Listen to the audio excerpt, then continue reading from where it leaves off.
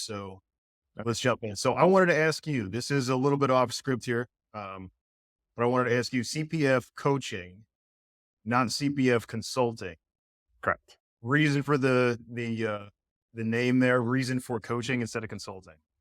Good question. In the end, I want my clients to learn and grow and not just have a delivered service or a delivered document. I want them to grow as part of the process.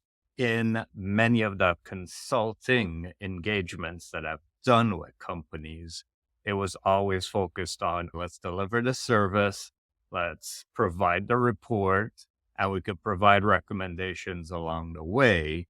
There is this lack of growth with the end customer. So that's what I wanted to focus on, even if it's a short term temporary engagement where they bring me in for something specific, or a longer term CISO like engagement where I'm helping them while they're between leadership or while their leadership is spinning up in a certain area. So as you progress through a coaching engagement, what do you want to see from the client that indicates this is a client that's being coached and thus my philosophy is working? So, for example, in helping a client with developing their risk management strategy, I might help them create the policy, but it's a conversation between us and them on how they want to create their risk management strategy, how they want to define their tolerance. And I'm the one asking the questions and having a thoughtful, engaging conversation with them. And in the end, they understand the why behind it so that even if I'm not there, they can change and adjust the why based on their changing business conditions. Another story is I'm working with a client. They're part of a venture capital portfolio. Their venture capital company says you have to work with this managed security service provider. The managed security provider says you need to have these technologies. Well, having your stack covered with different technologies doesn't make you more secure. It just makes you have more technology in your environment.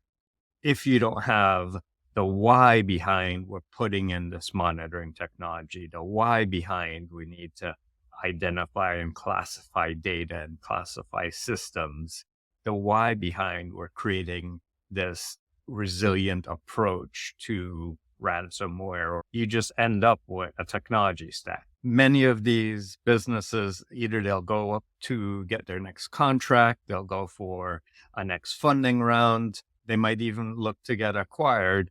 Understanding the why behind that, or the why behind they're doing their third party vendor risk assessments and being able to speak to that, then they could have a good conversation about it with any of those interested stakeholders. And auditors also find that very helpful because many think auditing is black and white, but there's a lot of shades of gray. And if you can speak to the why behind you made this policy decision or this infrastructure decision, you can have that exception or that why listed as part of your reasoning and then get credit for that, even though you might not have met all the requirements. You met all the requirements based on what's applicable to your business, because there could be parts of that framework or control methodology that really doesn't apply to your business. So you shouldn't be graded against it. So a risk-based audit depends on what the risk profile of the client looks like, not necessarily the framework by the letter. I Exactly. appreciate you pointing that out. So the topic that we're discussing is what can small and medium-sized businesses who you're coaching, what can they do to improve their security posture quickly and efficiently? When you are getting into an engagement, when you're starting off an engagement with a client and you're looking to improve their security posture from day one, what are the top problems or what are the top issues that you're helping them fix right away? Oftentimes you'll find that clients might have a set of protections in place, but they don't know what to protect. So they might have a DLP solution in place, but they don't have a proper data governance that tells them how to classify and identify data in their environment in order to apply that DLP protection. It's really going back to the foundations of what this business needs to achieve its critical mission, and then what processes, data, people, technology are needed to ensure that they can deliver on that business mission in a safe way. What do a lot of small and medium sized businesses miss as they're growing that put them in the position that you find them in, where they don't have the full foundation laid out?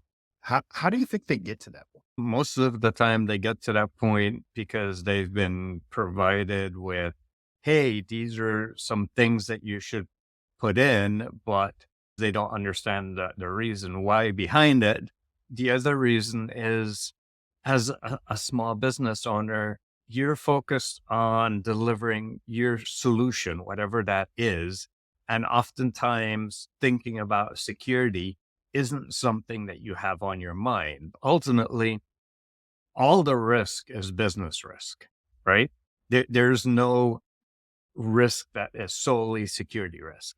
There might be an IT risk at the asset, but IT doesn't own it. The business owns it.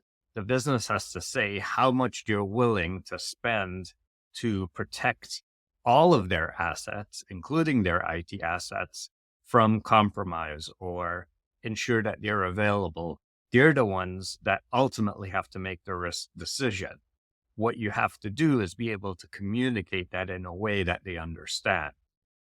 Let's talk about audits for a second here. Since Okay. we are an audit firm, a lot of times audits happen because they've been asked for by a prospective client or are required for a certain industry. But they can also be a huge benefit to the security posture of that organization if they're done. So when you are working with a client, what are some indicators that you see that suggest that an audit was done the right way? Not just checking a box, but actually done the right way. There's the external view of an audit, which is whatever that final audit report is that you have to share to that client.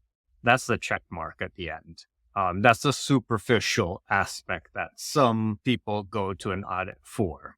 Right. The real meat of it is the findings, the recommendations of that audit, and seeing where they started to where they ended. Like you said, it could be really beneficial to an organization to go through a journey like this because, for example, many people don't think about things like your disaster recovery and business continuity plan. That exists sometimes just as an artifact as part of an audit.